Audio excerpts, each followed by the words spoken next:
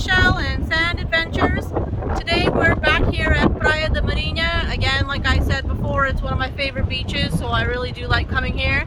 It's a very windy day, but it's still like 15 degrees for winter. I'll take it. So I just wanted to show you a little bit of the beach. We're up here cliffside today. We didn't actually go down to the beach.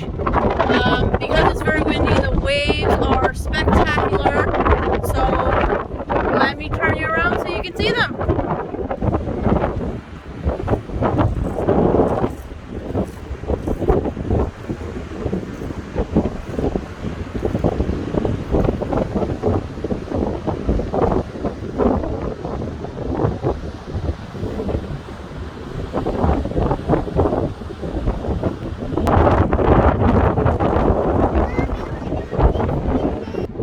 How cool is that, hey? I love it when it's windy and the waves are nice and big. Well, don't forget to subscribe to our channel, and we'll hope to see you soon, and we'll